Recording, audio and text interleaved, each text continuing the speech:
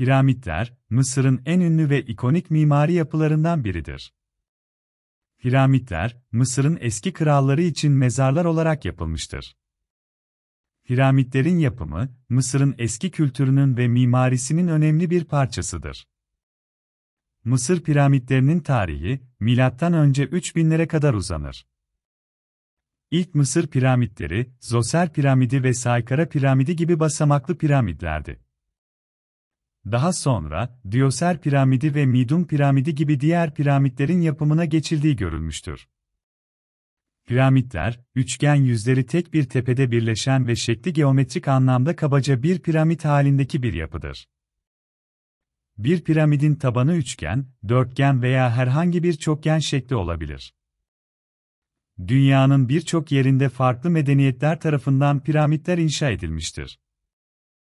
1842 yılında, Alman arkeolog Karl Richard Lepsius, Mısır'da bulunan piramitlerin bir listesini yayınladı.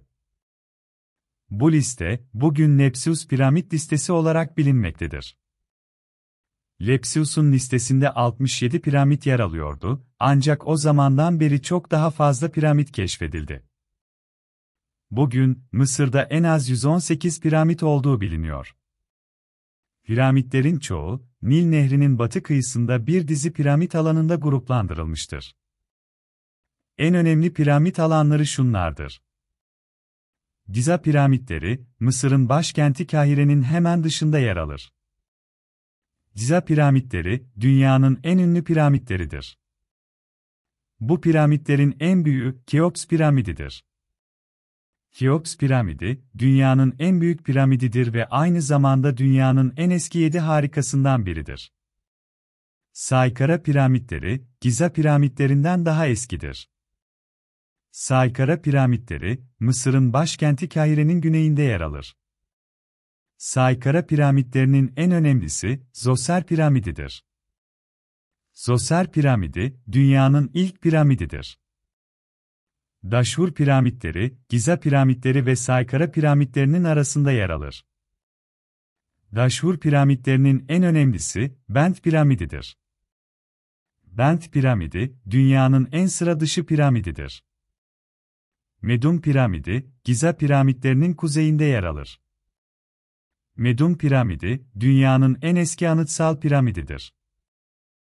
Ellahun piramitleri, Mısır'ın başkenti Kahire'nin kuzeyinde yer alır. Ellahun piramitleri, dünyanın en küçük piramitleridir. Piramitlerin en ünlüleri, Mısır'da bulunan Giza piramitleridir. Giza piramitleri, Mısır'ın başkenti Kahire'nin yaklaşık 15 kilometre güneybatısında yer almaktadır. Giza piramitleri, eski krallık döneminde inşa edilmiş firavunların mezarlarıdır. Giza piramitleri, Keops piramidi, Kefren piramidi ve Mikerinos piramidi olmak üzere 3 tanedir. Keops piramidi, Giza piramitlerinin en büyüğüdür ve dünyanın en büyük piramididir.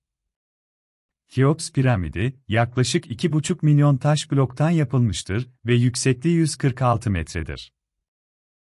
Giza piramitleri, Mısır'ın en önemli turistik mekanlarından biridir ve her yıl milyonlarca ziyaretçi çekmektedir. Piramitler, Mısır'ın zengin tarihi ve kültürünün bir sembolüdür. Piramitlerin yapılma tarihi, Mısır'ın eski krallık dönemine dayanmaktadır. Bu dönemde, firavunlar, ölümden sonra öbür dünyada yaşamaya devam edeceğine inanmaktaydılar. Bu nedenle, firavunlar için büyük ve görkemli mezarlar yapılmıştır. Piramitler, bu mezarlar için yapılan en önemli yapılardır. Piramitlerin yapımı, Mısırlıların mimari, matematik ve mühendislik bilgisinin bir göstergesidir. Piramitlerin yapımı ile ilgili birçok teori vardır. Ancak, kesin olarak bilinen bir şey yoktur. Piramitlerin yapımı için kullanılan teknikler, günümüzde bile tam olarak bilinmemektedir. Piramitlerin nasıl yapıldığına dair bazı teoriler bulunmaktadır. Piramitlerin yapımında köleler kullanılmıştır. Bu teori, Mısırlıların köleliği uyguladığına inanan tarihçiler tarafından öne sürülmüştür. Ancak, bu teorinin kesin bir kanıtı yoktur. Piramitlerin yapımı için profesyonel mühendisler ve işçiler kullanılmıştır. Bu teori, Mısırlıların gelişmiş bir mühendislik bilgisine sahip olduğuna inanan tarihçiler tarafından öne sürülmüştür. Bu teorinin daha fazla kanıtı vardır. Örneğin, piramitlerin yapımında kullanılan taş blokların çok büyük ve ağır olması, bu blokların basit araçlarla taşınmasının mümkün olmadığını göstermektedir. Bu nedenle, piramitlerin yapılması için profesyonel mühendisler ve işçilerin kullanıldığı düşünülmektedir. Piramitlerin nasıl yapıldığı ile ilgili teoriler hala tartışılmaktadır. Ancak, bu yapıların insanlığın en büyük mühendislik başarıları arasında olduğu kesindir.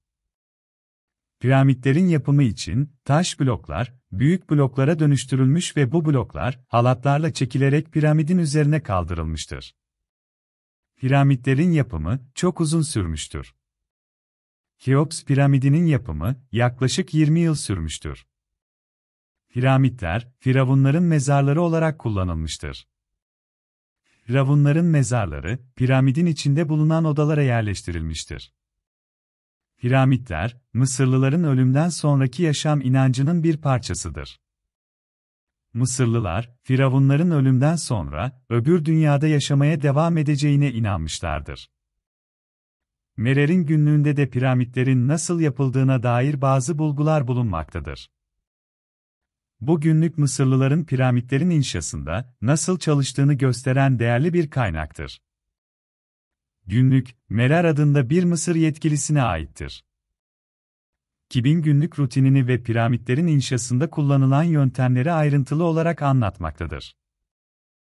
Piramidin inşasında kullanılan kireç taşının karadan taşınmasından ziyade, Merer'in günlüğünde ve antik kanalların ve nakliye gemilerinin korunmuş kalıntılarından anlaşıldığı üzere, kireç taşı bloklarının Nil Nehri boyunca taşındığına dair kanıtlar bulunmaktadır. Piramitlerin iç yapısı. Piramitlerin en üst katında, genellikle bir kral odası bulunur. Kral odası, Firavun'un mumyasının bulunduğu en kutsal odadır. Kral odasına genellikle bir giriş koridoru ve bir havalandırma şaftı bulunur.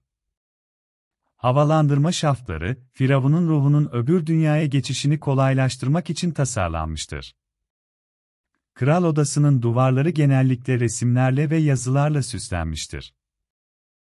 Bu resimler ve yazılar, Firavun'un hayatını ve ölümden sonraki yaşamdaki yolculuğunu anlatmaktadır. Kral odasının zemini genellikle mermerden yapılmıştır. Kral odasında, Firavun'un mumyası, değerli eşyaları ve diğer eşyaları bulunmaktadır. Piramitlerin iç yapısı, Mısırlıların ölümden sonraki yaşam inancının bir göstergesidir. Mısırlılar, Firavunların ölümden sonra, öbür dünyada yaşamaya devam edeceğine inanmaktaydılar. Bu nedenle, piramitlerin içlerinde Firavunların mumyaları, değerli eşyaları ve diğer eşyaları bulunmaktaydı. Piramitlerin dış yüzeyleri genellikle cilalanmış kireç taşından yapılmıştır. Kireç taşı, Mısır'da yaygın olarak bulunan bir taştır ve kolayca işlenebilir.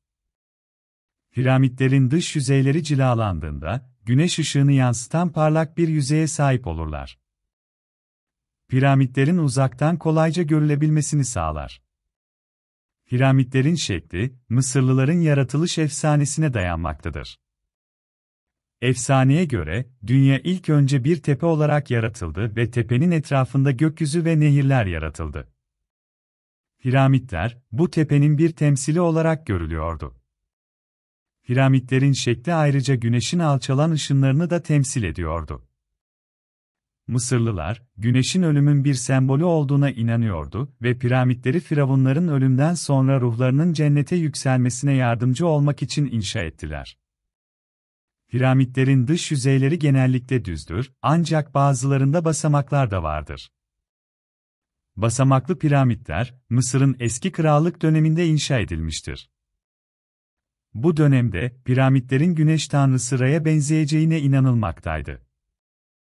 Mısırlıların ölümden sonraki yaşam inancının da bir göstergesidir. Mısırlılar, Firavunların ölümden sonra, öbür dünyada yaşamaya devam edeceğine inanmaktaydılar. Bu nedenle, piramitlerin dış yüzeyleri, genellikle güneş ışığını yansıtacak şekilde tasarlanmıştır.